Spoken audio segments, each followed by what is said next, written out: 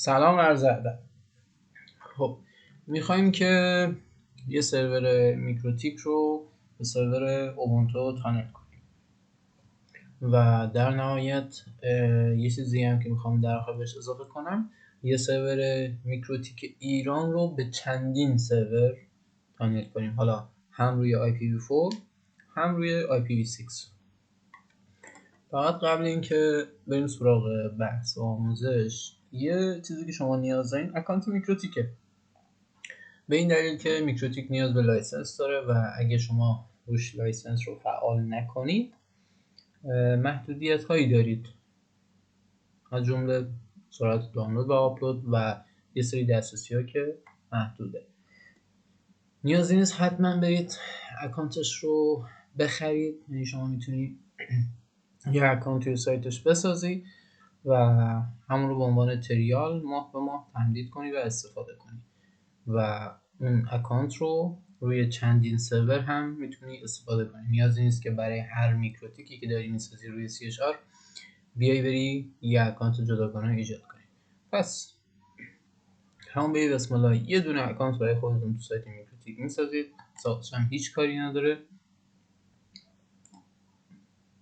میریم قسمت سایت میکروتیک، قسمت اکانت رجیستر رو میزنیم. فرست نیم، خب ایمیل میدیم،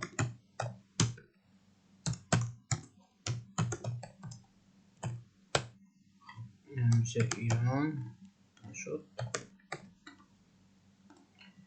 خب ریژنشم که تهران، سیتی هم تهران، پست کدم که هرچی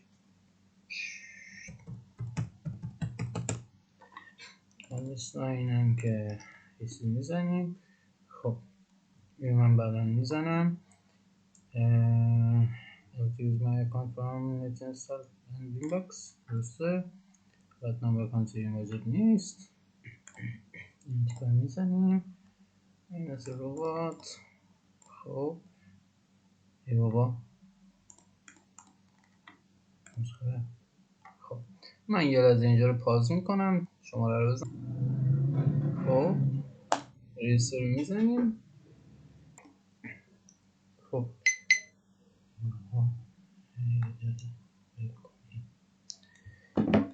اینو که زدیم بریم توی ایمیل.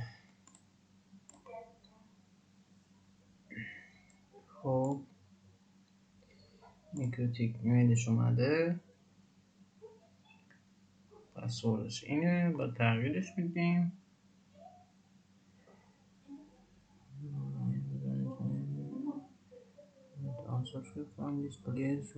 خب کار نداریم، بریم یه بار اکسس تو لاگین. این ایمیل ماست، این هم پسوردمونه، این میخوام سیو شی، بعدا میخوام وسط کنم. اینجا قسمت چنج پسورد کجاست؟ برید اکانت دیتیل، الان خب شما رو نشون نداد. بریم چنج پسورد قبلی یه بار بزنیم، یه پسورد بزنیم که مجبور نشیم اون هی تایپ کنیم. بستدم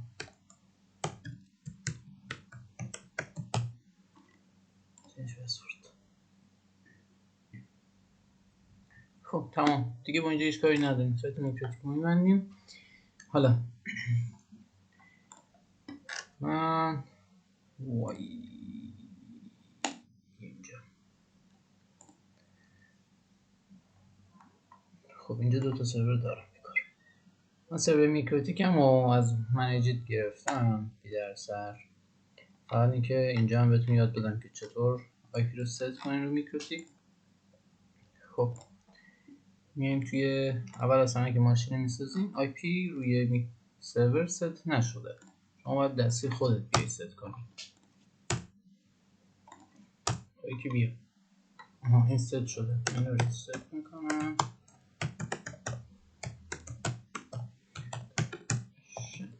اینجا رو شما میتونید رد کنید. یه ویدیو رو استاپ میکنم دیگه، شاید یکی بخواد یاد بگیره. اوکی خب میکروتیک الان ریست شد. این آی پی رو اگه من برم توی چک هاست ایمیل لازم ندارم. این اگه بیام پینگش رو بگیرم میزنه که خاموشه، شبکه نداره، طبیعی.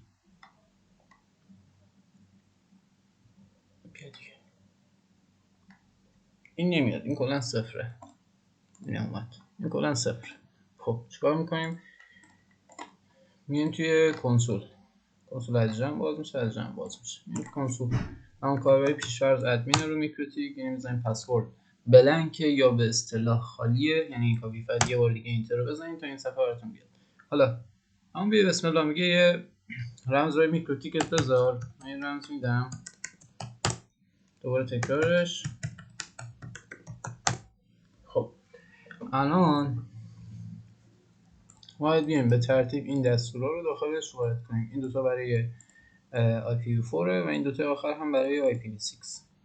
اینجا IP رو میاد میده به اینترفیس ادر 1 که کپیش میکنیم، میایم توی کنسول. اینجا کنسول وی رو داره، میزنیم خودش تایپ میکنه. اینتر، مجددا گیتوی رو میدیم، اینتر. الان نتورک رو گرفته، شبکه رو گرفته، ولی ما IPv6 رو هم میخوایم. پس این رو هم میزنیم. یعنی شما اگه IPv6 رو نیاز نداشته باشید همون دو خط اولی که بزنید کفایت میکنه. اینم از این. حالا برای اینکه مطمئن بشیم اینترنت داره یا نه، یه بار پینگ رو میگیریم، پینگش رو، پینگ گوگل رو. وقتی پینگ بده یعنی درست، این شبکه نتورک گرفت. اوکی من این پینگ رو بگیرم، میبینید که شبکه اومد. خب این میبندیم این کنار. حالا آیپیشو برمیداریم، میایم توی وین باکس، آیپیشو پیست میکنیم، پسوردش رو میزنیم اینجا به همین راحتی وارد شد. خب من اینجا دو تا آی پی آماده کردم از قبل، تو که کار ندارم. اینه دو تا آی پی خارج آماده کردم، دو تا آی پی ایران آماده کردم. البته یه دونه آی پی ایران بیشتر لازم نداریم اینجا. و روی هر دو تانل رو میخوایم امتحان کنیم، هم آی پی 4 هم آی پی 6. حالا میایم روی میکروتیک بذارم همین با یک بریم. خب گفتیم لایسنس، برای وارد کردن لایسنس میایم اول از همه قسمت سیستم، اینجا نوشته لایسنس، این رو میزنیم. این قبلا لایسنس گرفته، ولی اگر نداشت شما این رینیو رو میزنین، قسمت لول رو میزنین روی انلیمیتد. ایمیلی که داده بودین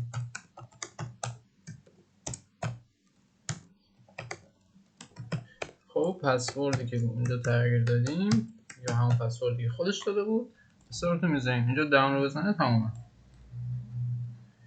اگر نظر کافیه که بیاین یک DNS بهش بدین. ببینید DNS نتونست کانکت بشه، میاین توی قسمت IP DNS اینجا یه DNS بهش بدین. من DNS گوگل میدم. میشه تو چی شد؟ اوکی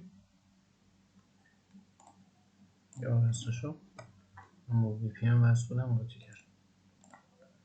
اپلای اوکی. خب حالا درست شد. حالا بس شد.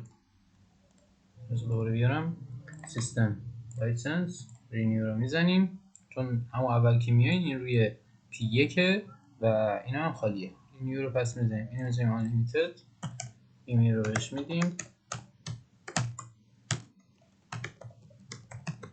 پسورد استارت. من سیستم آیدی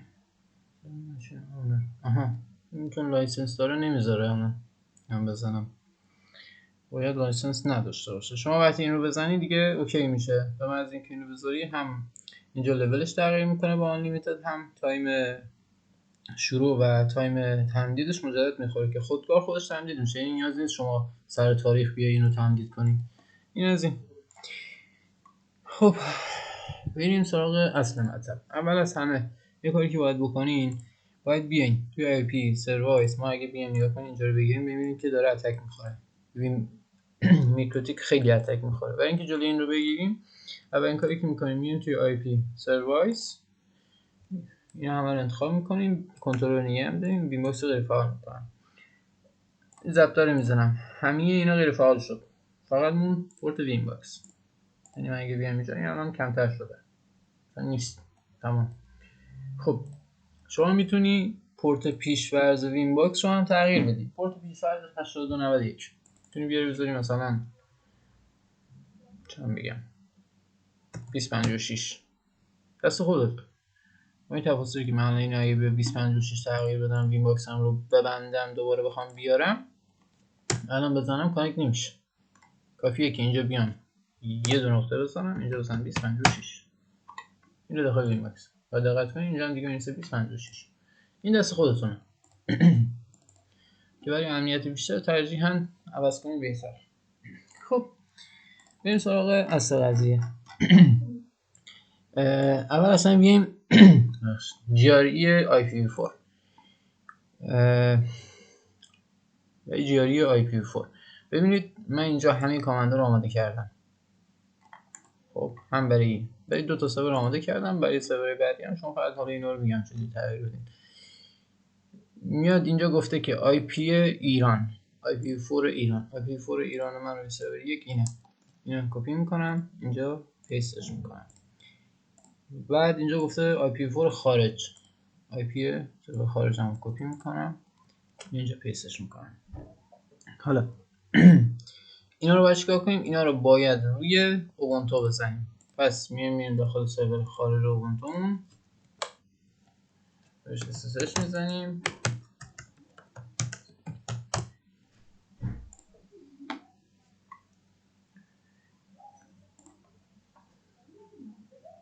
تو کاری ندارم تو اینجا.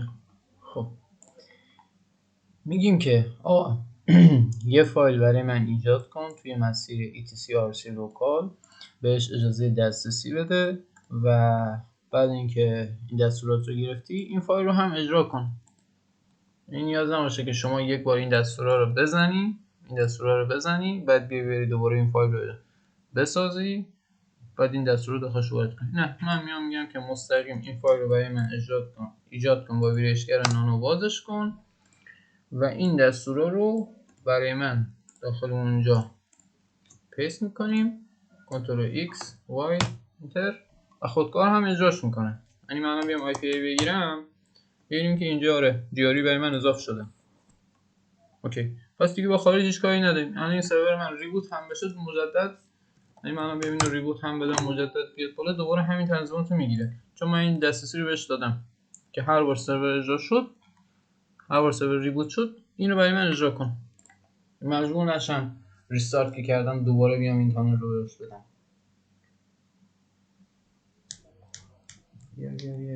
خب تا اون میاد ما GRE IPv4 بدیم. اینجا این به اضافه رو میزنیم. GRE IPv4 میشه این، IPv6 میشه این پایینی GRE 6 تانل. پس ما GRE IPv4 رو میخوایم از همین بالا GRE تانل رو میزنیم.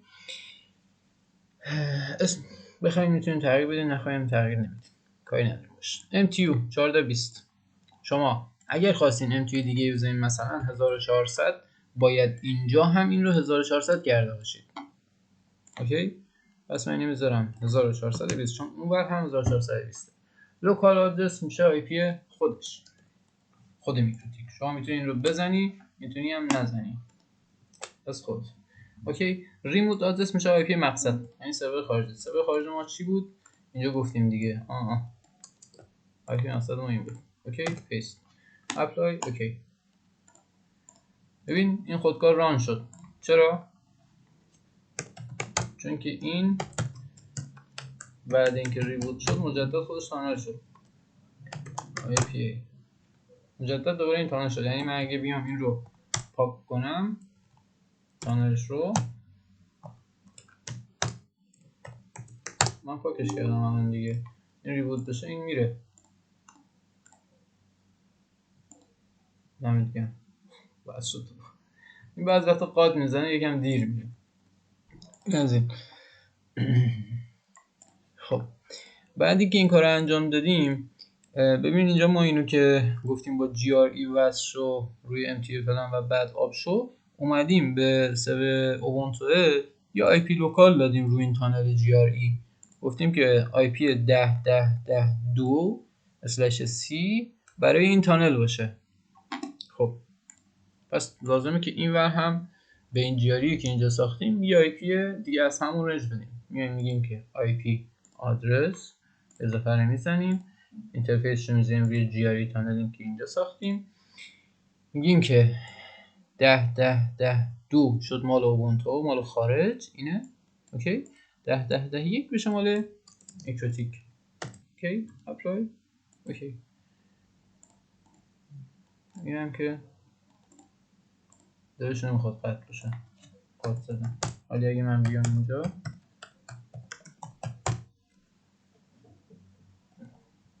اوکی رو بگیرم، ای بابا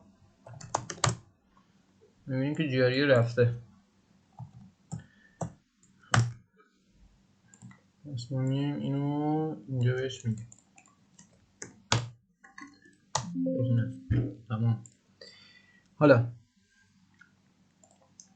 و در آخر اینجا بهش گفتیم که همیشه این آی پی رو پینگ بگیر. اگه این رو پینگ نگیره، این آی پی چیه؟ این آی پی سرور میکروتیکه.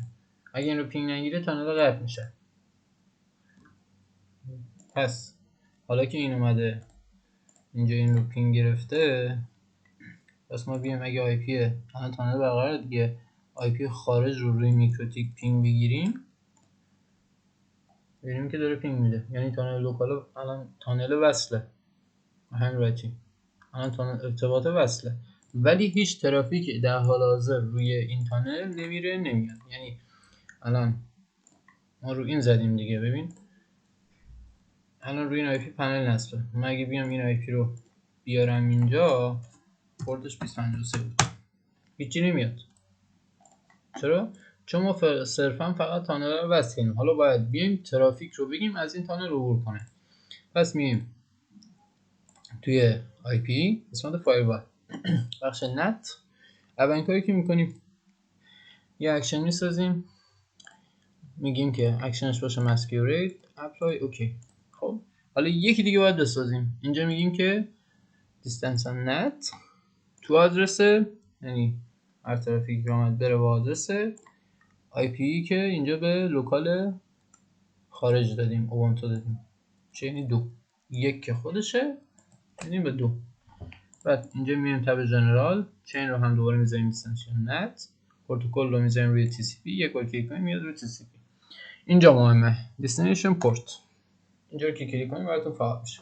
ما دو تا حالت داریم، یکی اینکه بیای بگی که آره من روی پنلم خب یه دونه پورت بیشتر ندارم، آقا یه ایمان اینجا میسازم مثلا هر چیزی که هست اینم حالا مثلا نباشه. اوکی پورت ایمان من اینه، اینو کپی کنی بیا اینجا کوروشه جداش کنی، نقطه ارسمان هر شکلی هست هر شکلی هست، پورت پنلت هم بدی، بگی که ترافیک ورودی من روی این دوتا پورت رو بفرست به این مقصد. یا هم که نه میتونی یه کار دیگه بکنی، این دوتا رو کلا پاک کنی، میگی من 15 تا پورت دارم توی پنلم، حوصله ندارم، هرچند اینم به بیشتر از 15 تا نمیذاره، مجبوری از این کپی بگیری یکی دیگه ایجاد کنی. بگی که آقا کل ترافیک ورودی من رو بفرست روی چی؟ روی این پورت. خب چجوری این کار رو بکنی؟ میگی که خب اگه کل ترافیک رو بفرستی بعد دیگه میکروتیک هم باز نمیشه، یعنی هر کی بخواد به این واسه میره روی خارج. پس میگه که آقا پورت میکروتیک منو نگه دار، پورت میکروتیک من چند 256 این تیکو بزن، یعنی به استثنای پورت میکروتیک من تمام ترافیک ورودی من رو بفرست روی اون مقصد. حالا از هر پورتی که میخواد بیاد، میخواد از 80 بیاد، میخواد 247 بیاد، 283 بیاد، هر چیزی بغیر از این پورت میکروتیک بفرست روی این آی پی اپلای. اوکی خب پس یعنی من الان اینو کپی کنم بیارم، پورت این چنده 25 اینجا زدم دیگه، الان اینو بزنم پنل من میاد بالا، اینم ادمین اوکی من اگه اینا رو کپی کنم بیارم اینجا سلکت شو همه چی مودم بس. ای بابا مثلا اول باز میکنیم اینجا میشه. خب یعنی کانکت من اگه بیام اینجا بزنم مای IP پیش این بود دیگه 85 تا 414 85 تا 414 رایت. خب این از این. حالا یه جایی هست IP4 ما فیلتره. خب سرور ایران من IP6 داره پس من رو IP6 میفرستم. اما قبل اون یه کار دیگه کنیم. من این رو هم میگم که این میکروتیک رو بتونیم به چندین سرور خارج کانال کنیم. چرا اینو میگم؟ به خاطر اینکه یه زمانی هست آی پیتون اکسس میشه، آی پی ایرانتون اکسس میشه و اون لحظه حالا دیتا سنتر بهتون آی پی نمیده یا حالا مشکلاتی وجود داره نمیتونید آی پی بگیریم. شما خیلی راحت میگه اون یه دونه آی پی که داری رو موقتاً به 2 تا 3 تا پنل تانل میکنی ترافیک تو میندازی رون تا دیتا سنتر بده آی پی بده. به محض اینکه دیتا سنتر آی پی جدید رو بهت داد هر آی پی رو مجددا به یه سرور تانل میکنی. چون اگه بخوای یه دونه رو مثلا به 5 تا سرور تانل کنی خب معلومه اون آی پی خیلی زود فیلتر میشه، خیلی زود اکسس میشه، بعد مجبوری باز بیای یا 5 تا سرور با هم قطع بشه، 10 تا سرور با هم قطع بشه. خب چیکار میکنیم ما اینجا؟ حالا اومدیم روی سرور دوم، میایم روی سرور دوم آی پی ایران من همچنان همینه. اوکی. آی پی خارج من میشه این سرور دوم دیگه. ببین اینجا میشون سرور دو. خب حالا میگیم که یه جی آر ای دیگه بده کانال 2 این همون 1420 باشه. آی پیش هم که این بود، لوکال خودش که اینه، آی پی مقصدش میشه این. اوکی اپلای اوکی. خب ببین یه جا نشد، اونجا یک بار زده بودیم برای همین قاطی کرد. این زمانی که ران بشه یعنی وصله. حالا چیکار میکنیم؟ بقیه مراحل دوباره میایم آی پی آدرس یا آی پی آدرس ایجاد میکنیم، میگیم که اینترفیس جی آر ای 2 این وقتی این کجه ایتالیک نوشته شده یعنی قطعا هنوز ارتباط تماس. میگیم که خب اینجا من براشون گذاشتم آی پی لوکال آی آر 2 روی ایران 2 آی پی دیم باشه. اوکی میبندیم بریم سراغ اوبونتو، بعد برگردیم ادامه مراحل. اینجا آی پی اوبونتو من این بود دیگه، اساسش میزنم بهش روت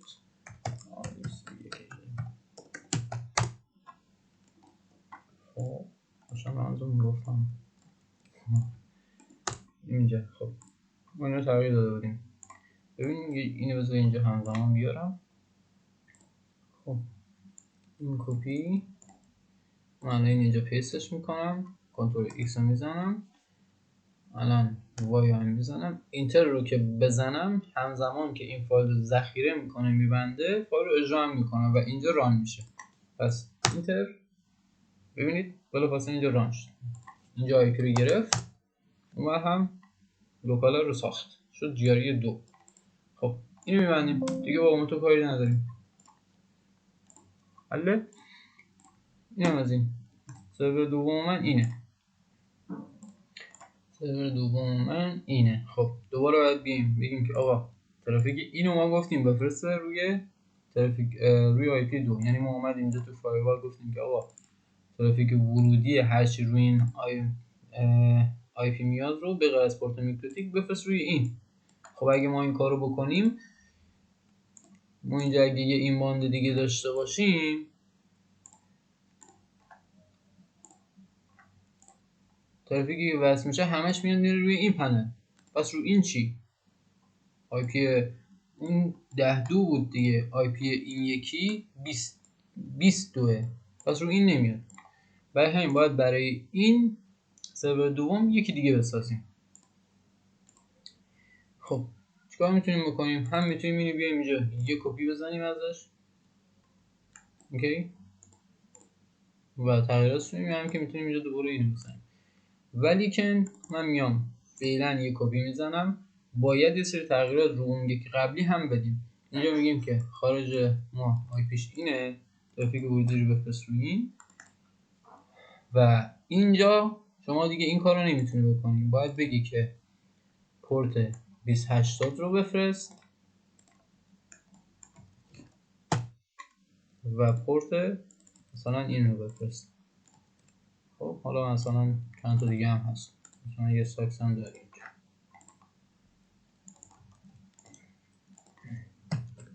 اوکی، اپلای، اوکی.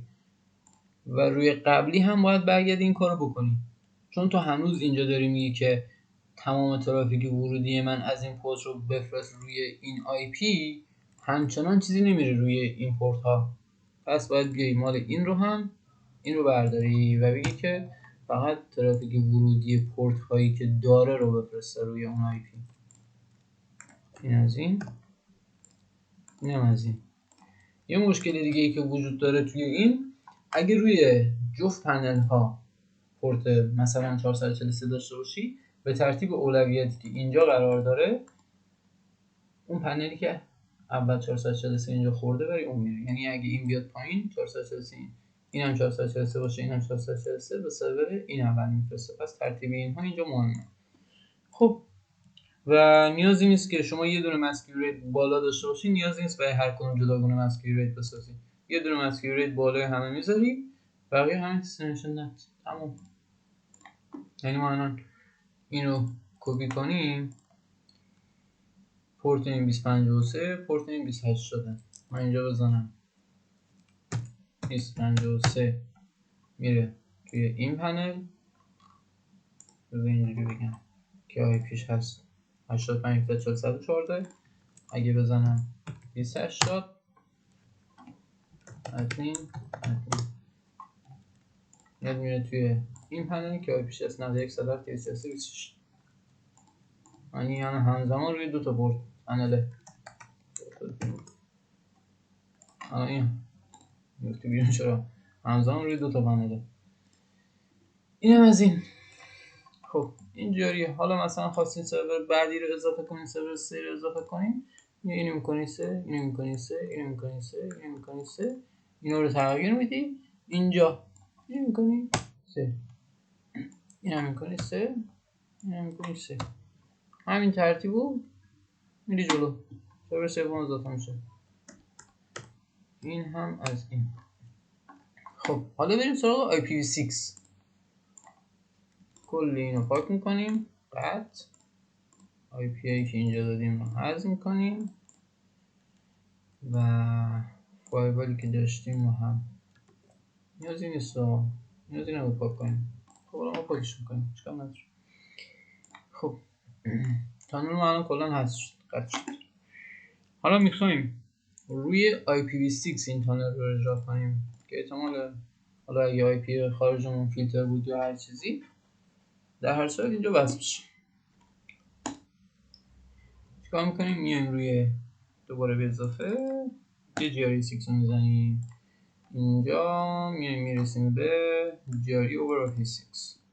خب اینجا IPv6 ایران میخوایم. IPv6 ایران ما هست، ایران باشه. این IPv6 خارج رو میخوایم، این از این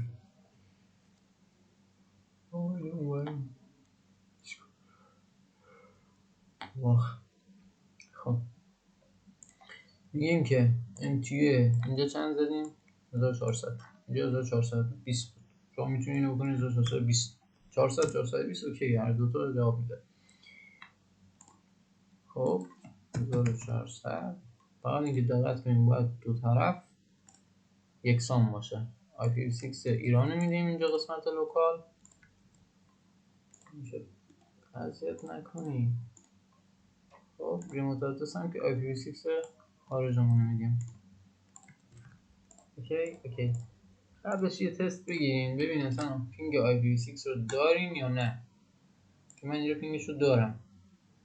ریپلای میده بینگشو دارم من. خب این از این. ما الان روی میکروتیک جی رو ساختیم، آی پی رو دادیم. اوکی. حالا یه کار دیگه هم میتونستیم قبلش بکنیم. ببینید اون رو من دستی گفتم، یعنی این رو حذف کنم. روی جی رو من دستی گفتم روی میکروتیک، ولی اینجا من اسکریپتش رو هم دستوراتش رو هم در واقع گذاشتم که شما میتونی بیای همین IPv4 رو IPv6 رو اینجا وارد کنی، همین مراحلی که دستی من انجام دادم رو به ترتیب بیاری چیکار کنی توی ترمینال میکروتیک بزنی، خودش همه کار رو برات انجام بده. یعنی من این بیارم اینجا نیو ترمینال کیگرا سپیس اینطوری که بزنم، خودش همه اینایی که ما الان داشتیم اینجا دستی میساختیم، ببین همه این کارا رو انجام داد. اومد اینجا آی پی آدرس رو ساخت، آی پی رو داد به این اینترفیس، بعد اومد توی فایروال نسکوریت یوزر کرد پورت میکروتیک هم که خب اینو باید تغییر میدادیم. اینو باید اینجا توی دستور پورت میکروتیک رو میزنیم که من حالا اینو گذاشته بودم. یعنی خودش میاد همین کارا رو میکنه. شما از اون دستوری که اونجا گذاشتم هم میتونید استفاده کنید، میتونید هم دستیشو یاد بگیرید خودتون اجرا کنید. پس اونیم مجددا این رو انجام میدیم که دستش رو هم بدونید. خب خب اینو ساختیم. این هم مثل قبلی باید بیم بهش دوباره آدرس بدیم. GRE آدرس که باید بهش بدیم با اینجا ننوشتم. بیا اینجا رو بده. ادیتش میکنم. شما اینا رو هر جا خودتون هم بخواید میتونید بزنید. من اینجوری نوشتم، الزامی بر این نیست که حتما باید این باشه. اوبونتوی ما میشه این، میکروتیک ما میشه این.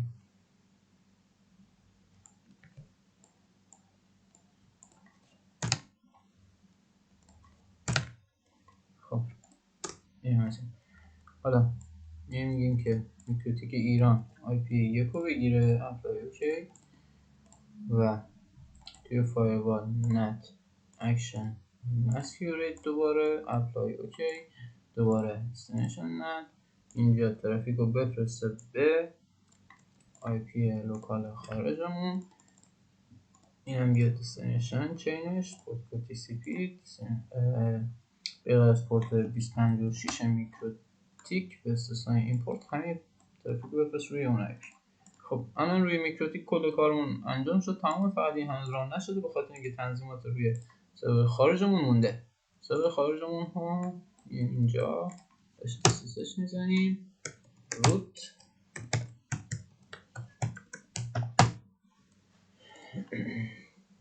خب اینو ما باید بدیم توی دوباره همین فایل. من میام این فایل میکنم، میگم که این رو بگیر یه ریبوت بشه. بس شده بس شده بوده من ولی از نظرت میرم چون قبلیه پاک بشه یه ریبوت میدم.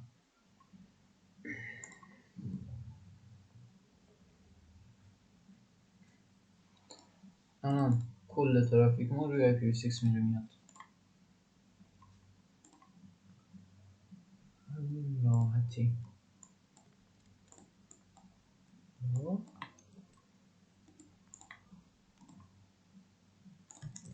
بس دوباره 253 این دوباره اومد. من اگر من اینو قطع کنم کل کانال من قطع میشه.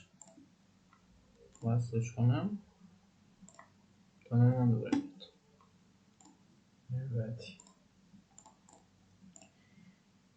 و برای سرور دوم هم همینه. این سرور دوم هم مجدد همینه. سرور دوم هم ما مییم کانال میکنیم IPv6 خارج، IPv6 ایران. خب حالا این یکی رو با این انجام میدیم. IPv6 ایران IPv6 خارج کنم. این اشتباه زدم. آره این اشتباه زدم. این IPv6 درست بود دیگه، سرور دوم بود. این از این IPv6 خارج دوم. خب این از این میایم روی این اولین کامنت رو انجام میدیم. بود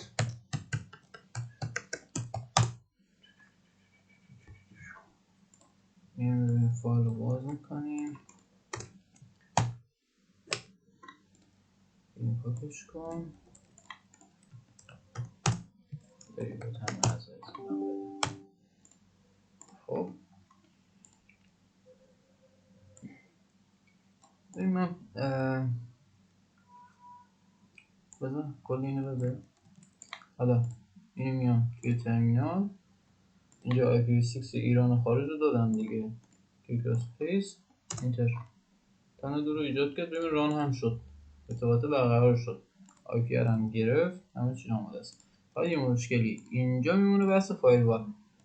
ببین اینجا من دو تا مسکی رو داده بودم، شما میتونید دستورات هم حذف کنید. اسپات یعنی باشه هیچ ایرادی نداره، ولی میتونه که نباشه.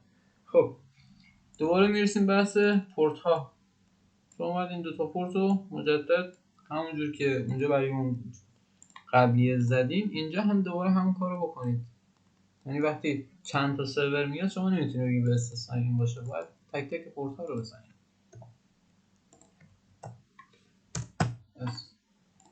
این میزنم روی این اپلای اوکی. این هم میاد روی این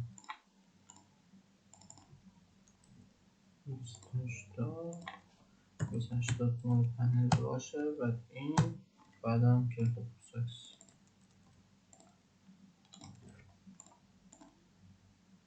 این هم از این تمام. الان رو دو تا سرور روی IPv6 تانل هر کدوم بزنم برام میاد. سرور دو 280 بود، سرور یک هم که 253 بود، جفتشون تانل. این هم از این. دیگه نکته که میمونه، دیگه نکته نمیمونه دیگه، فقط بحث یکی NTO بود. دقت کنید جای IP رو درست بزنید. اگر IPv4 پینگ نداشت رو سرور ایرانتون، بیاین از IPv6 استفاده کنید و حتما IPv6 تون رو پینگ بگیرین که اختلال نداشته باشه. بعضی دیتا سنتر ها IPv6 شون اختلال داره. روی منیجت من امید پرواز رو تست گرفتم، IPv6 هیچ مشکلی نداره، شما خیلی راحت میتونید ترافیک رو بریزید روش. و دیگر هیچ.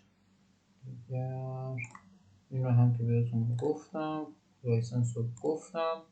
لایسنس رو حتما انجام بدین، چون اگر انجام ندین لیمیت سرعت دارید. بعد فایروال رو هم گفتم، DNS هم که گفتم. دیگه چیزی ذهنم نمیاد که جا داشته باشم برای اینا. خب موفق و پیروز باشید. بازم اگر مشکلی چیزی بود، حالا تو کپشن بگید، کامنت ها بگید، یا اینکه تلگرام پیام بدید، تا جایی که بتونم جوابتون رو میدم. موفق و پیروز باشید. خدا نگهدار.